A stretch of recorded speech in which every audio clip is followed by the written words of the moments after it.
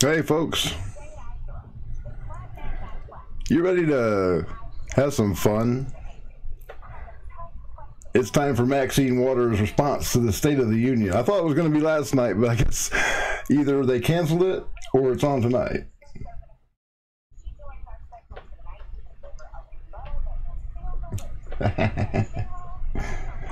Ooh, my goodness. Do it. Here like we go. No one else can. It's the nation's congresswoman. This is Queen Angela Maxine. Rye, host Hello. on Black Entertainment Network. I'm Maxine Waters, a member of Congress serving California's 43rd Congressional District and the ranking member of the House Committee on Financial Services. Remember, every time she says impeach 45, you got to do a shot. Trump had the audacity to call upon people to set aside differences, when in reality, he has divided Americans in ways no other modern president has done. We must look at his State of the Union address in the context of all of the ways he defined himself during his campaign and throughout his first year as president.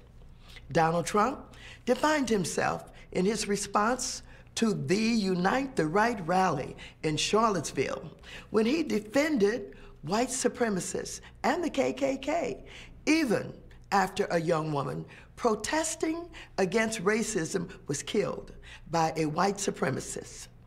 After Trump defended white supremacists, targeted Muslims with his travel ban, described Mexicans as rapists, and mocked people with disabilities, it's impossible to believe him when he tries to declare that he wants to bring the country together. One speech cannot and does not make Donald Trump presidential. He's not presidential, and he never will be presidential. He claims that he's bringing people together, but make no mistake, he is a dangerous, unprincipled, divisive, and shameful racist.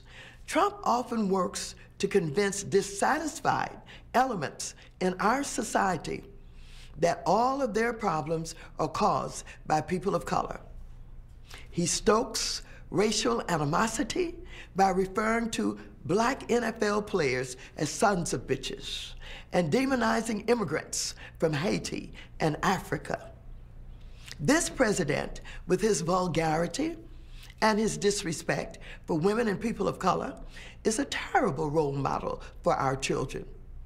Whenever he appears on TV, there should be a disclaimer that says, "This may not be acceptable for children." Not only has Donald Trump failed on domestic policy, he is leading us in the wrong direction in the world. He withdrew the United States from the Paris Agreement on climate change, despite the participation of nearly every country in the world. He routinely insults our Democratic allies while showing admiration for dictator Vladimir Putin, despite the fact that Russia interfered with our election and undermined our democracy. He refused to certify the Iran nuclear agreement, which has prevented Iran from developing nuclear weapons. He is isolating us with his inept trade policies, withdrawing the United States from trade agreements without negotiating viable alternatives. My remarks today are not merely a response to this President's State of the Union address. They are a warning to the American people, a warning that this president does not deserve to represent us, and that he's taken America down the road to isolation and division. Donald Trump constantly brags about himself, but he does not take the time to learn about public policy or study the many challenges facing the United States and the world, and he has no understanding of true leadership. He attempts to take credit for economic growth, but refuses to acknowledge that he inherited our nation's thriving economy from our nation's first black president. Under President Obama, the unemployment rate fell from 10% to 4.8%, and the African American unemployment rate fell 9 percentage points. Unfortunately, the Republicans in Congress, led by Paul Ryan and Mitch McConnell, are terribly irresponsible in the way in which they enable him and refuse to confront him. And they have abdicated their responsibility to the citizens of this nation by condoning his actions. We, as Democrats, are committed to a growing economy that leaves no one behind.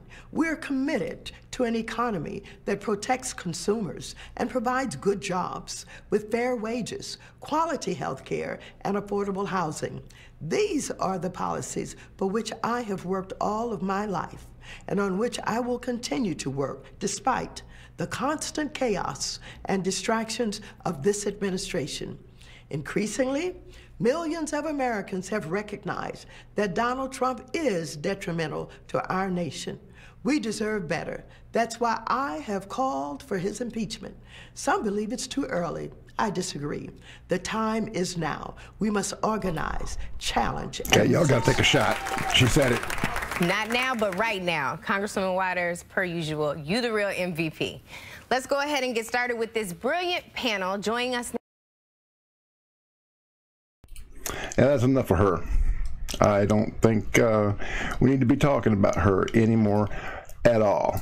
Let's see. Let's just go look over what she said real quick. Trump's a racist. First words out of her mouth, right?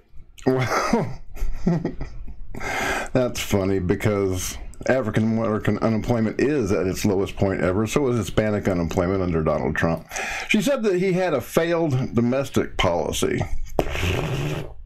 Seems like he got just pretty much what he wanted over this last year. It only failed the Democrats.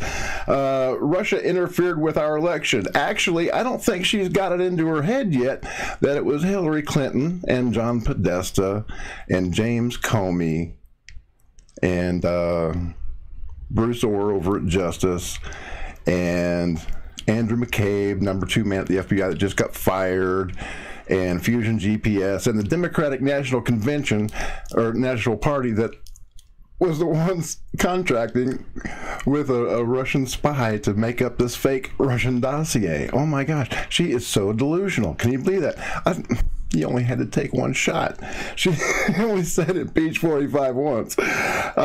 Foreign trade, she said, was bad. Well, let's see. NATO. Yeah, Donald Trump made everybody kick in their fair share for common defense of Europe. United Nations, oh yeah. I think he took a couple of $100 million away from the United Nations because they don't do what they're supposed to be doing, which is protecting their people. And she said that Barack Obama was just the most wonderful thing since sliced cheese. Well, I want to share this with you folks. A couple of years ago, I spoke with a man by the name of Nate Wessler. And Nate Wessler was the ACLU attorney who worked for the National Security Project on the ACLU. And at the time, he was suing the Obama administration over the drone killings of terrorist Anwar al-Awlaki, well, in my Khan, and al-Awlaki's 16-year-old grandson, Abdul Rahman. Well, let me just set this up here. I want to show you what the ACLU had to say about good old Barack Obama. You ready? Here we go. An interview with Nate Wessler. He was an ACLU attorney that was at the time suing the Obama administration over the murders of Anwar al-Awlaki, Samir Khan, and al-Awlaki's 16-year-old son, Abdul Rahman, who had never done a thing to anybody. He was killed 2 weeks after his father, by the way, in a drone strike that the Obama administration calls a mistake. I don't think it was a mistake at all. I just think that Barack Obama didn't want Anwar or Abdul Rahman al-Awlaki growing up and coming after his head. That's what I think went wrong. And Nate Wessler told me that the Obama administration was lawless. He said that Barack Obama and those working for him had assumed the duties of judge, jury, and executioner. So if if the government in fact had information that Anwar al-Awlaki was engaged in actual activity that was likely to lead to the deaths of U.S. citizens or others, or that he actually had engaged in that activity, then that should furnish the government with grounds to go to court, seek an indictment, charge him, and proceed to trial. And there are lots of examples in recent years and in the further past of successful prosecutions against people accused of terrorism. And really, without more information from the government, it's impossible to know what kind of evidence they had. If they had to go to court, they would have to produce evidence to the judge or the jury, prove their case, and then a verdict would be issued. Here, the government, the president, and those working for him seem to have taken on the duty of judge, jury, and executioner all by themselves. Okay, now, folks, what I've got here is a copy of the Federalist Papers. This is a selection of writings by our founding fathers. And in Federalist Paper number 47, James Madison writes, "No political truth is certainly of greater intrinsic value, or is stamped with the authority of more enlightened patrons of liberty than that on which the objection is founded. The accumulation of all powers, legislative, executive, and judiciary, in the same hands, whether of one, a few, or many, and whether hereditary, self-appointed, or elective, may justly be pronounced the very definition of tyranny." Think about that. The very definition of tyranny. Now, when Barack Obama took it upon himself to illegally kill an American citizen, that day, September 30th, 2011, he became a tyrant. Thank you for watching The Truth is Viral with your host. So, Barack Obama is a tyrant, according to the ACLU. And that's a heck of an accomplishment, The first tyrant in the United States history. That's Barack Obama. And you know what else? You remember when Barack Obama and NATO intervened in Libya, right? And it ended up overthrowing Muammar Gaddafi, ended up with his death. Well, I spoke with a NATO spokesman the day after al-Awlaki had been killed. And he told me that it was common knowledge around the halls of NATO that the excuse that Barack Obama had given for going into Libya was a total and utter lie.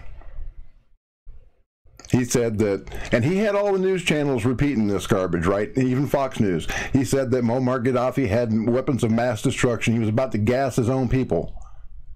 Well, when I spoke to the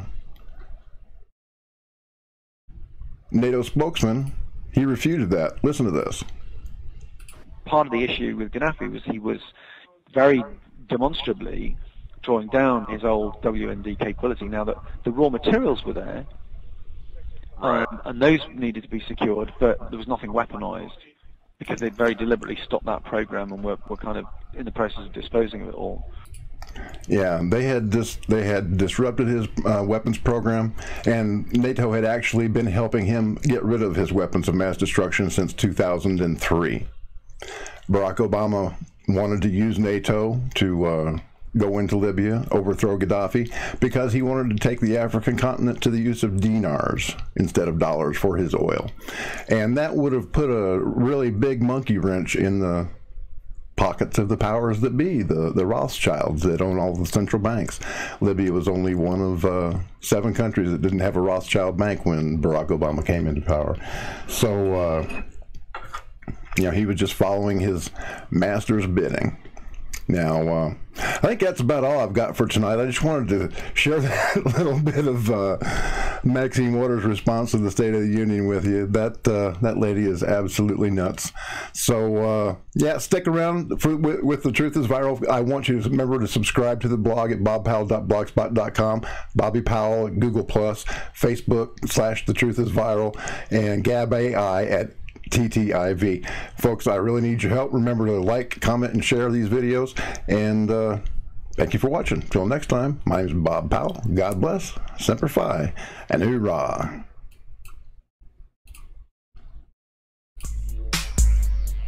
Thank you for watching The Truth is Viral with your host, Bobby Powell. Make sure to follow The Apocalypse on Twitter at The Truth is Viral. Like The Truth is Viral on Facebook, and if you can, please remember to donate to the cause via PayPal at www.bobpowell.blogspot.com. Runner.